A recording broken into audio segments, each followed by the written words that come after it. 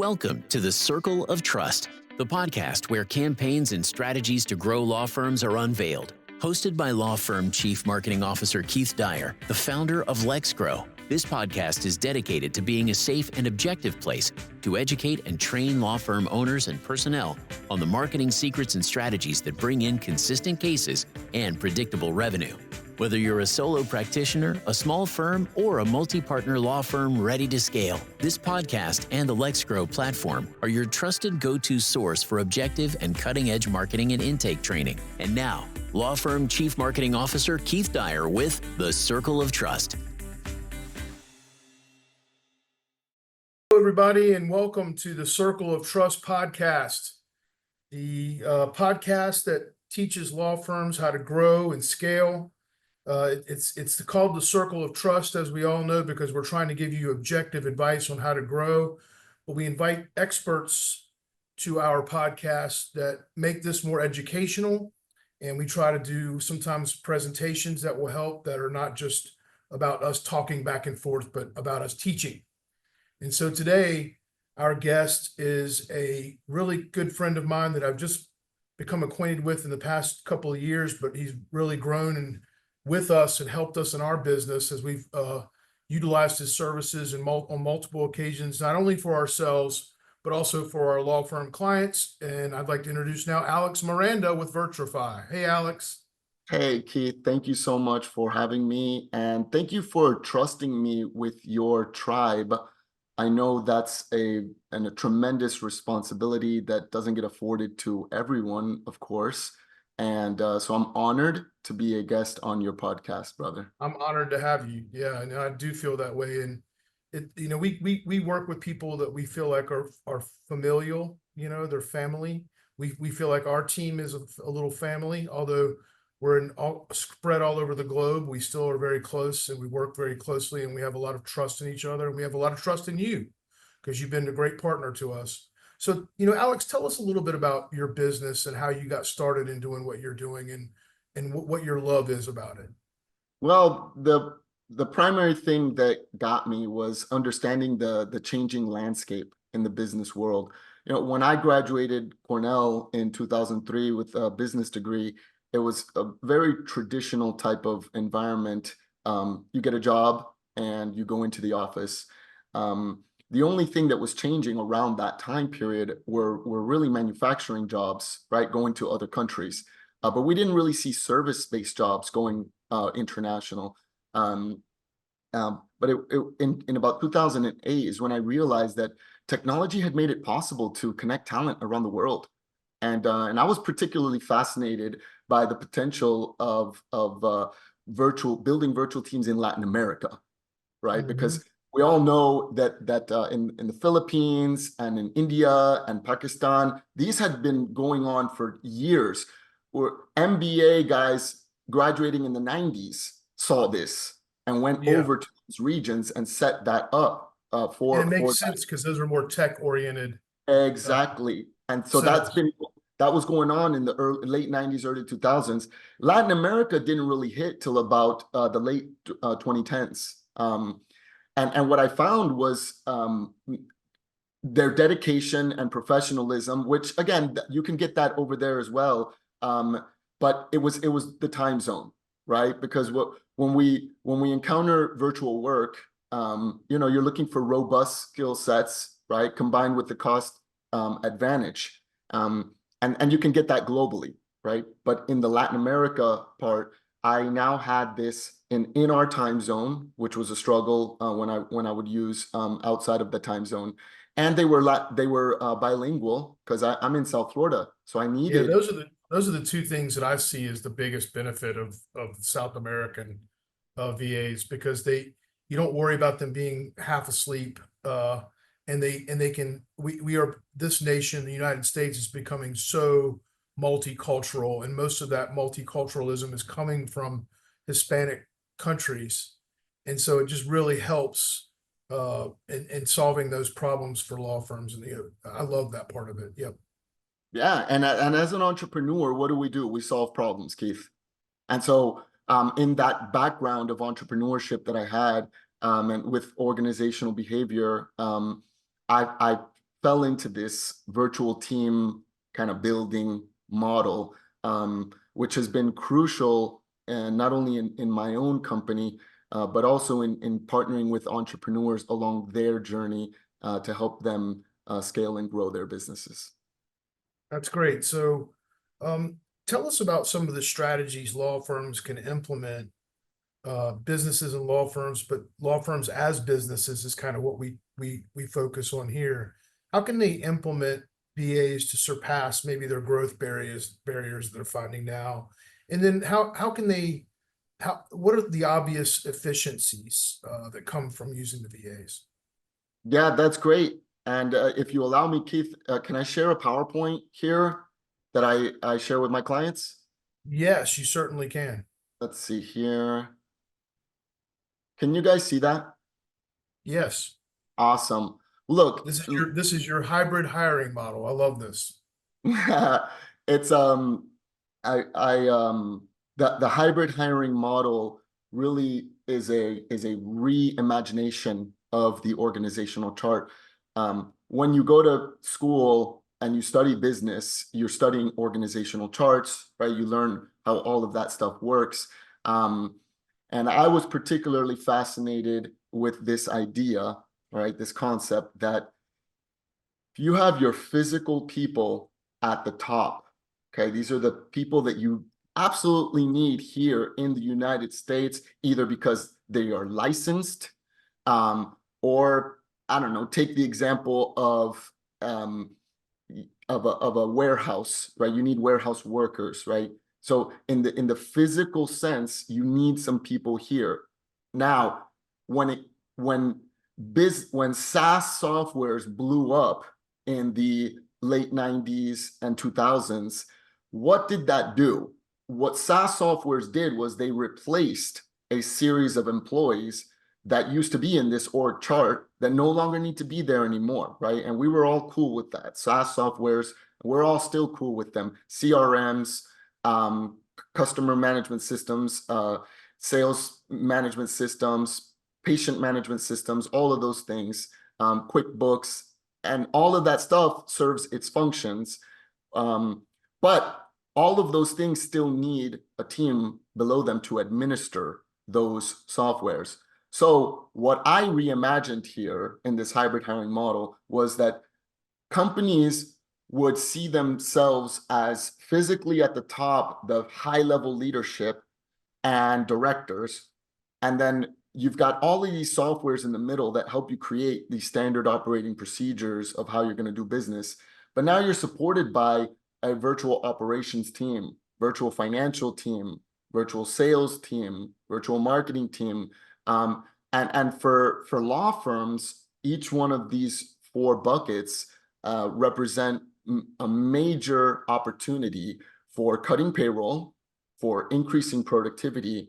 And what many law firms want to do, not all of them, because I know there's some that want to stay kind of boutique-y, but for many law firms, scaling and growing that law firm is just right there, right at the top of their list of desires. Yeah. And this is how you are able to scale and grow quickly without having to deal with the bureaucracy of going to LinkedIn or Indeed to find someone, hiring, hoping they're good.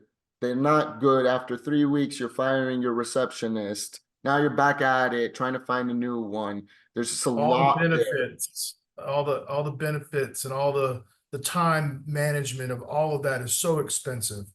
And you would know more than me here. I mean, you're in this space day in and day out. I mean, what would you think are some operational, financial, sales, or marketing support positions? Well, I know that you're able to staff virtual lawyers from other countries that have law degrees, which could be extremely helpful. I know that we can do paralegal assistants and paralegals, transcriptionists, legal research assistants, all these and any kind of data entry and operations. I know in marketing and sales, you can do intake folks, those sales folks for law firms, and they're bilingual, which is terrific in this day and age. And they also can be either during work hours or after work hours, right? I mean, the whole expansive list of things that you can do or positions you can fill is like awesome. And you know, we're currently working with you on marketing coordinators, PR coordinators, intake specialists. So there's just so many places that they can be plugged in to help. So many times I come into firms and I see a poor person, man or woman, that is the operations person, and they're answering the phone, and they're a paralegal, and they got 6 jobs, and it becomes a bottleneck. And this is And they're where not this, happy. But by the way, that paralegal's not happy, or that no, reception they're not. They're overworked. They can never catch up. And this is and the law firm owners you know, need to understand that this is a way that they can quickly, inexpensively scale this and help these folks, you know, out. And it can plug so many holes. I love it. I love the model. And I think you mentioned it in the research. I do have a law firm that's using virtual team members to do discovery, right? Yes, Sometimes you've got thousands and thousands, and there are AI softwares that are helping analyze that. However, you still need someone the needs to people. populate that Yeah. AI software, right? You Yeah, got to throw all that stuff in there, analyze it. So I'm talking about that kind of role where they're able to optimally use AI softwares, which are coming out at a breakneck speed for law firm, for in the law world, in every industry, but in the law world, I would imagine if I was a lawyer, I would be like overwhelmed, like, oh my God, it's like another AI thing, another tool to help me cut my case, you know, discovery processes in half, you know, but who's going to do it? Yes, it's difficult to keep track of all that for sure. The faster the more we advance technologically, the faster we advance technologically. And so I completely get that. Yes, sir. Yeah, so those are some examples of just a few examples. We could go down the rabbit hole with that, but I think that, you know, the thing I love is that you can get the people very quickly interviewed. Your company does a great job of that. They're always qualified. That, you know, not every single situation works out, but that's okay, because the next best thing about it is you can quickly cut it off and you can find someone else just as fast as you found the first person. And you've done a terrific job in that whole process with your business. Thank you. And actually, I'll show you here, because there is a framework to that process, Keith, that how, you know, because it's a lot of lawyers are like, okay, this is great and dandy, like, okay, now how? Like, how do I get there? Right.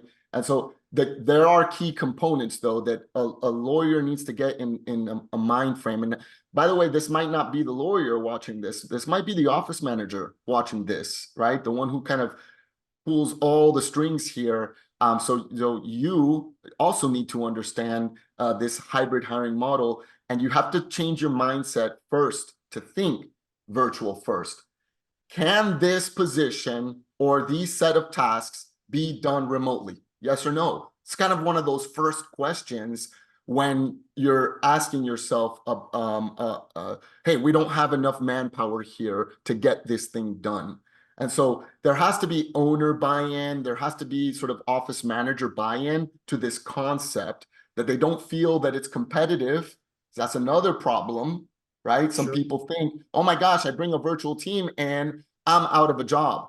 And that's not how this works. Because if you remember here, you still need a physical team at the top. You still need that. So there's no competition for that role. This is all about delegating to buy back time. People, the physical workers in your office are making 25, 30, 40, 50 bucks an hour. So by replacing them with someone who costs 14, what are you doing?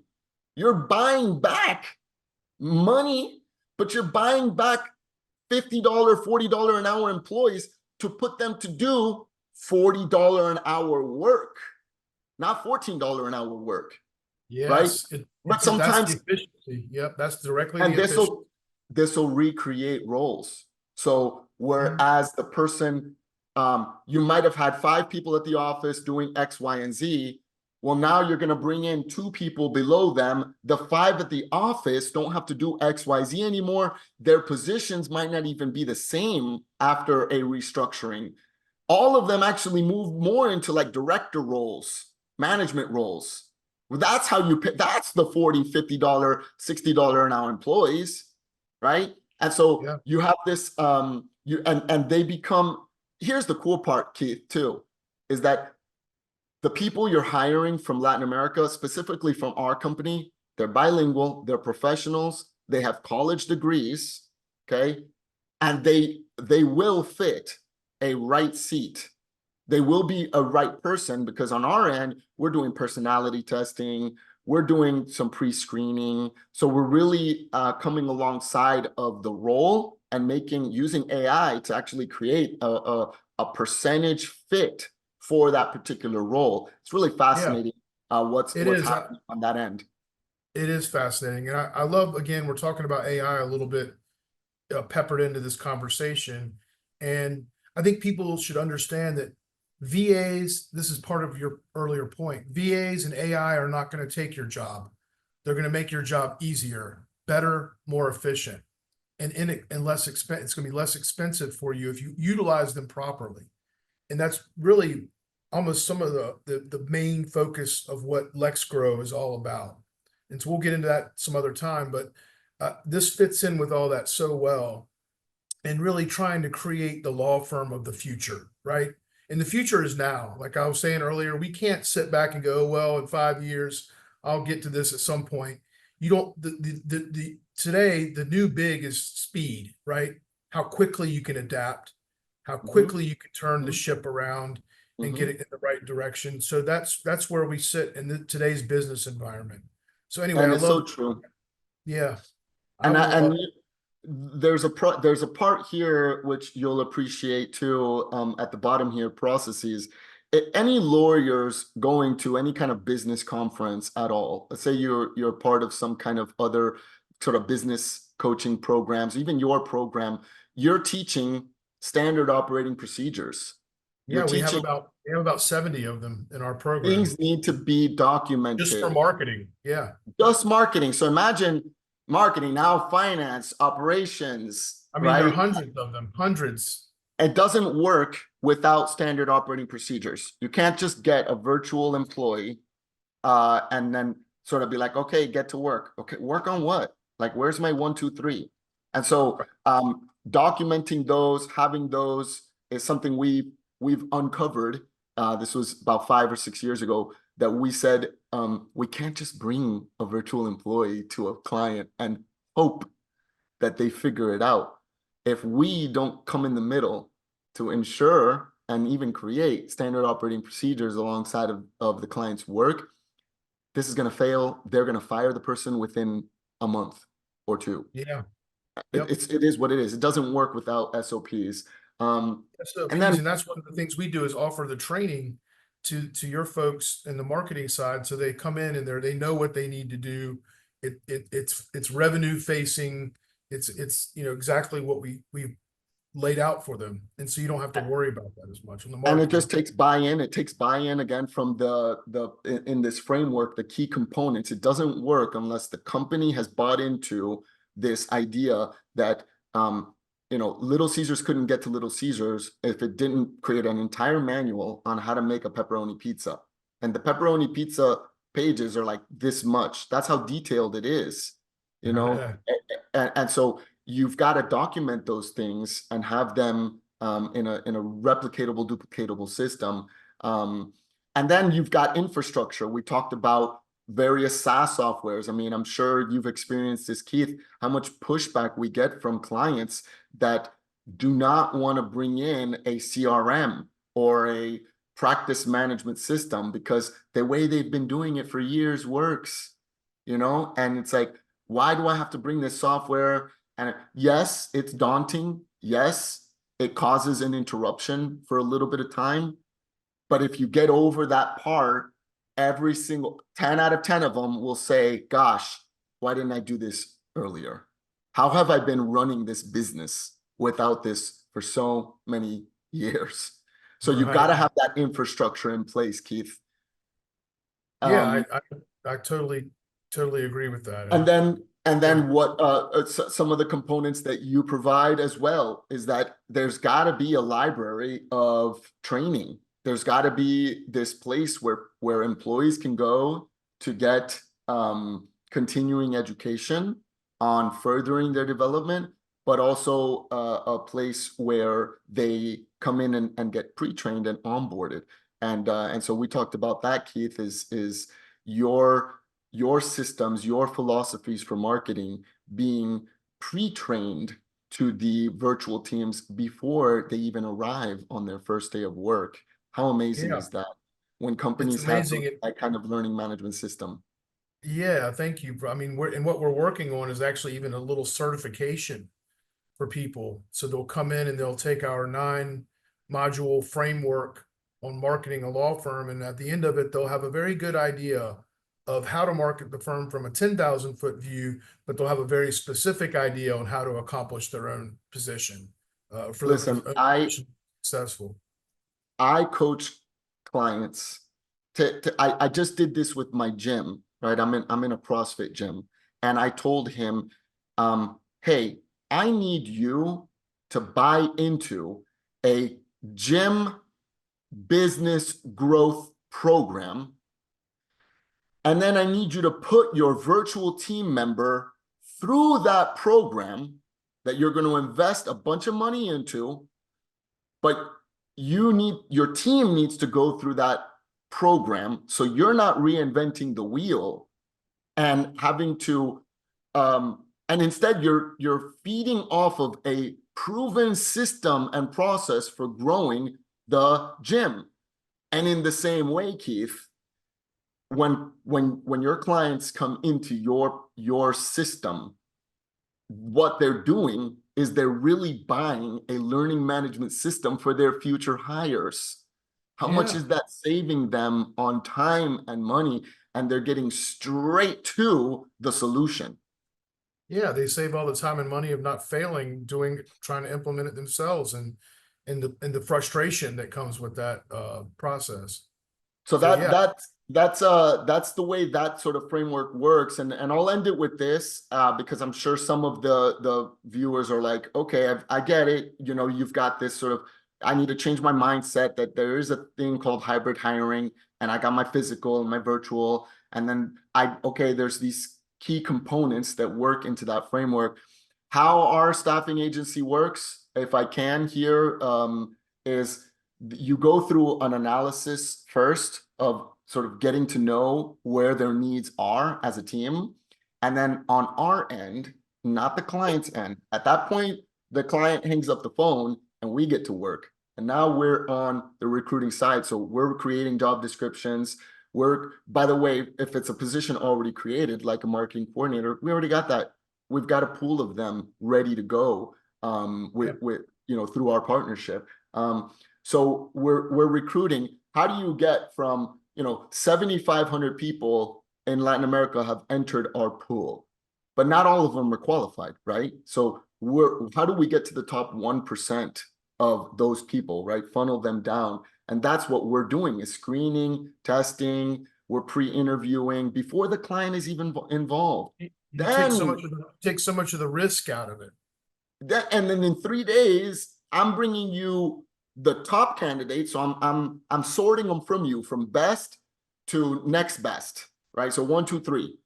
So you just need to look at the first one. If you like the first one, let's go, right? And so we're creating now this 90-day onboarding plan, because out the box, they're going to come with a lot of stuff, but every employee needs to learn culture, right? Needs to get onboarded, all that good stuff that happens in the first 90 days. And we're coming alongside to create integration plans. We're even pre-writing the email that you would write to your staff to let them know we have this new person on board and how exciting that person is going to be and what they're going to do. Everyone on the team needs to be excited, but we're pre-writing those emails because we understand that the integration of this person into the culture is what's going to dictate the quicker success of how this person is going to be a tremendous return on investment into that particular law firm, that law firm's vision. These aren't Keith, I need to say this. These are not menial workers that are just sort of like no one kind of knows. No, they If have you, bachelor's degrees and master's degrees, and they have they have experience. birthday. More importantly, Keith, they have birthdays. They have children. They celebrate Christmas too. Oh, I see your point. They're Yes. humans. They're They are people. just like, Yes. they're people. Like, if Tammy's birthday is today, what are we doing? We're getting balloons for Tammy and we're cutting a cake in the break room, right? It's the Right. same thing. We're trying to, these are people that you're gonna start to love. You're gonna follow them on Instagram. You're gonna get to know their family. That's what I'm talking about, the integration plan, right? It's that I don't want them to be seen as outsourced. Outsource is actually a bad word. Outsource is like, I don't even want to deal with that person. I'm going to deal with a company that deals with that person. No, Right. this is your person. They're getting your email address. They're getting their LinkedIn. They're going to change their I work for to your company, to that law firm. Like they're part of your team. Of course they are. Yes, absolutely. And they have their email addresses are from the company, et cetera. I got it. And then here, this last part is virtuification in action. By the way, I made up that word virtuify. I'm a branding guy. You would appreciate this, Keith. I wanted to come up with a word that was a verb to what is when a company rethinks themselves and starts to go through this process. They are virtuifying themselves. Yeah. And so virtuification in action looks like creating a harvesting process. Keith, you had mentioned in law firms, one of the big things is the intake person, right? And as a law firm scales and grows, what's going to happen? You're going to need another intake person, yes or no? Okay. Absolutely. If Keith's, you need them before you scale, actually. if Keith's marketing does so well, what's going to happen? The phone's going to ring more. And if Keith doubles the marketing efforts, the phones are going to double ring, which means we need people lined up for that growth. It could happen from 1 month to the next. And so that's a position in which you need to overhire, and you need to have backups for. Here's something cool, Keith. I didn't even tell you this. Last week, one of our doctors that we staff, a receptionist, you could imagine, how many times have you called, Keith, the doctor? They don't pick up. You're on hold.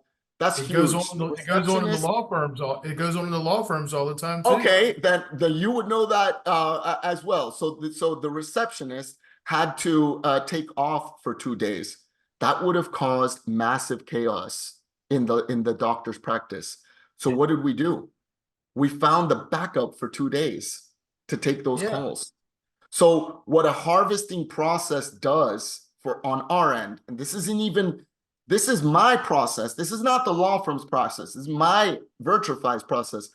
I'm going to have a pool of ready and able candidates that can step in and be ready to go. So when you have a harvesting process, when you partner with a company like mine that's creating a pool of 5%ers, we have this ability to say, hey, this person has to, because they're humans too. They go on a vacation or they go to the hospital, or their mom passes away and they need 3 days.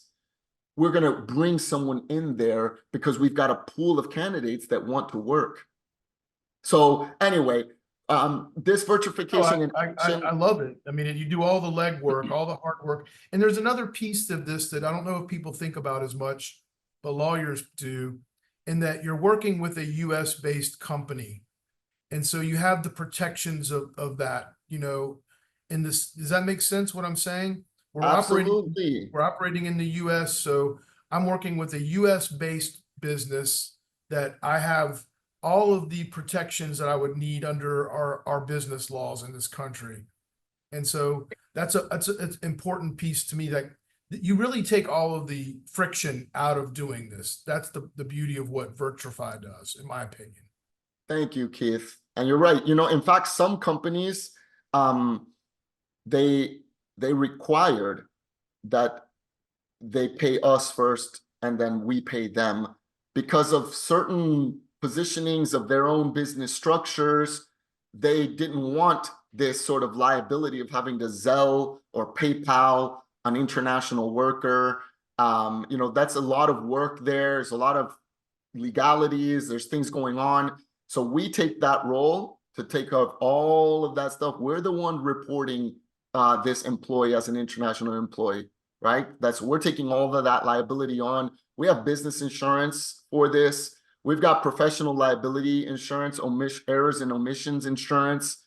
All of that good stuff is on us so that the company doesn't have to use their human resources positionings to take care of that kind of stuff. We take care of that for them. So it's really been an awesome journey for me, Keith, to be able to be a part of this revolution of what's going on in the restructuring of how America grows their global entrepreneurial dominance.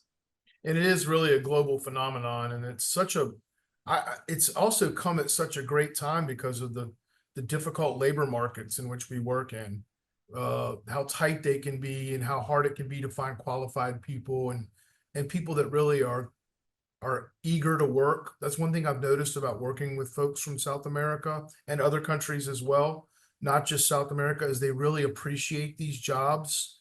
They do a really most of them have a very conscientious approach and outlook to what they're doing. And I love that about it. It makes me feel confident that I can scale and build from them, If I could you do a good job at putting, go ahead, sorry. Yes, if I could enter here with a little bit of history so that to go a little deeper into that, but not for too long, Keith. America, we started in 1776, actually way before that, but this is sort of the beginning of that. So for 200 years, we've been developing, 250 soon, as a country. When you get to Latin America, right, their development, and specifically, let's talk about Venezuela, their development didn't happen in 1776. Actually, the oil companies and all that crazy stuff started happening sort of in the mid-1950s. So what happened here is that you had Europeans, industrialists, entrepreneurs, hardworking people came to Venezuela to help prop that country up and build it up into a dominant powerhouse in Latin America. Those grandfathers and fathers that came over to establish Venezuela, they had children. So they saw hardworking parents who were building up a nation. Those parents had children. This is the generation now that's coming out of Latin America. And I'm talking specifically about Venezuela, but all of them have a very similar timeline. Those children, what did they see modeled, Keith? They saw hard-working, entrepreneurial, industrial parents building a country. So what do we get? We get the prodigy of that. We get that energy available to us.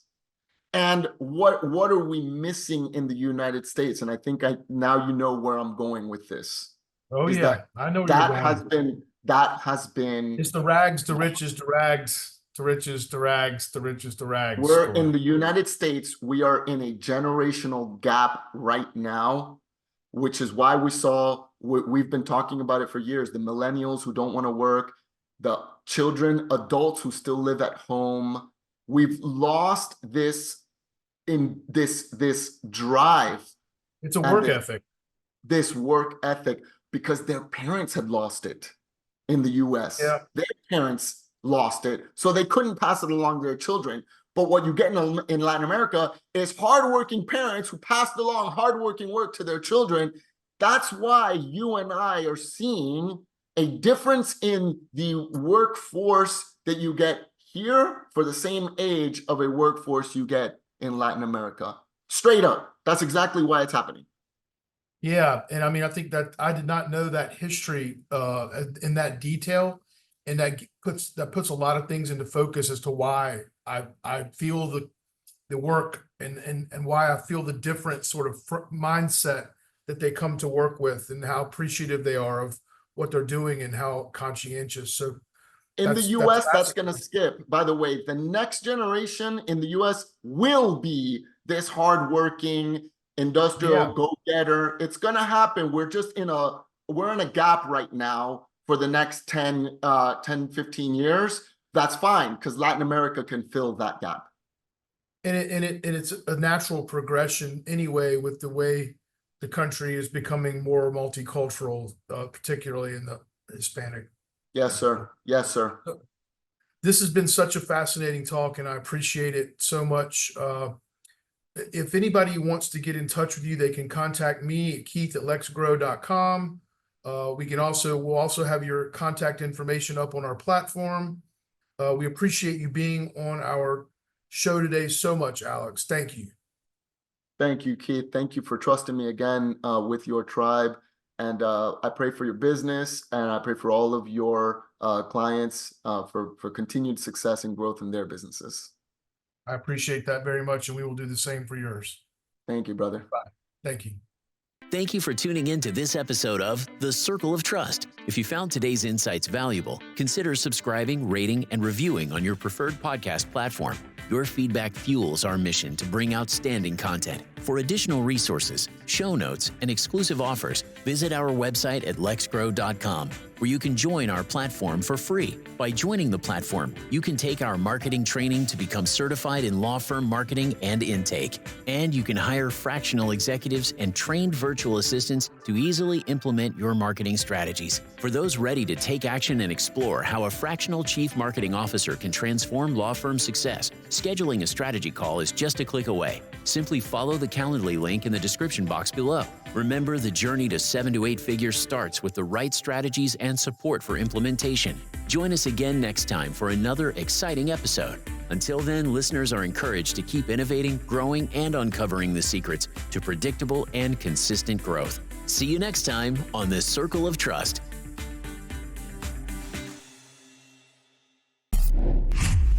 Let's grow with LEXGRO.